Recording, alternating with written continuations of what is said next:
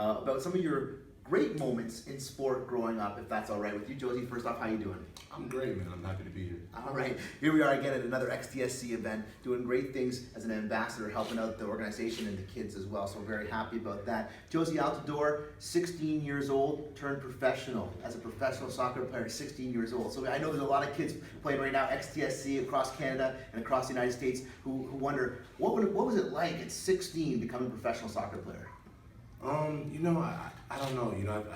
I know, but what I'm saying is, like, for me, I just learned to take everything in stride. I never was fazed too much by anything so far in my life, and turning pro at 16 obviously was a big accomplishment, a big feat for me. But I never took it for anything else as an opportunity, and I never changed, my mentality as a person or as a player. And so I think that part of it helps you a lot.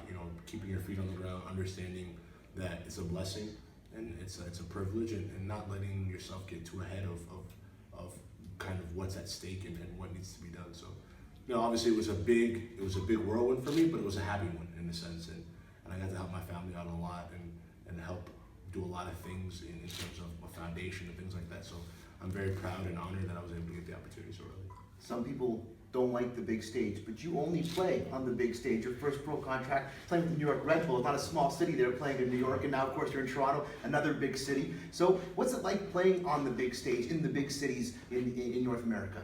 Look, there's nothing better. I played in Europe a long time, and I enjoyed every minute of it. But there's just something different about playing in Toronto. The project, the expectation, the pressure, all of that excites me in a lot of ways. And to be a part of such a unique sports culture that you don't get a lot of places, whether in the States or abroad, where you have the Blue Jays, you have the Maple Leafs, you have the Raptors, you have this whole umbrella of sports that are expected to do big things. It kind of makes you want to perform that much more. And so I'm really happy to be here, and I love the challenge. You mentioned Europe, Spain, La Liga. Everyone now knows all about La Liga. It's the Ronaldo, it's the Messi, right? But Best league in the world. You were in La Liga. You're actually the first American-born player to ever score a goal in La Liga. What's it like having a title like that? That seems pretty impressive.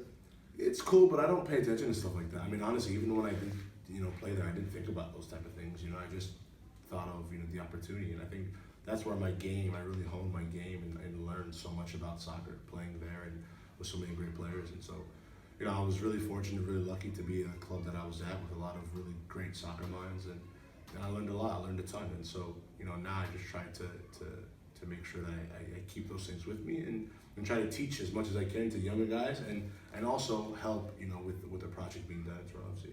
Talk about a great path, North American soccer, like you talked about. You went to La Liga, you play in Spain, you end up in Holland, have 2 great seasons with the Dutch league, score 50 goals across those 2 seasons as well. So how is that, and what did you take from your time in Holland? Holland was great. Holland was it was a different experience. I didn't know what to expect. I didn't know much about the Dutch league, and so going in there was a bit of a gamble for me. But a gamble in terms of not knowing kind of what to expect. But it paid a lot of dividends for me. It reminded me a lot of Spain, a lot of the same type of technically, the flair a little bit. So I really enjoyed it in that regard. It really hit home for me, and it turned out to be a match made in heaven, and I enjoyed every minute of it. Also ended up being maybe a staircase to the Barclays Premier League, and now you're playing in what's many consider to be one of the at least the most popular leagues in the world, and well-known leagues. So you spent some time there. Mixed results, is that a fair assessment of your time in England, mixed results? You know what, I think it's a tough topic for me, only because nowadays in sports and life and news and everything, I don't think people like to hear kind of about the human side of athletes, and I'm no different. For me, the human side struggled.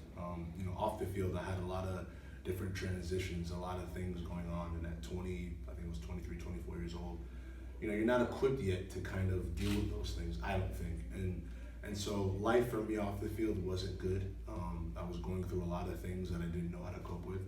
And that emulated to what I did on the field. And that's why it was tough to think of soccer and make soccer my primary thing. And looking back at it, it's unfortunate because you look back and you watch the Premier League now, you see the opportunity that's there. You see what the league, how it's perceived.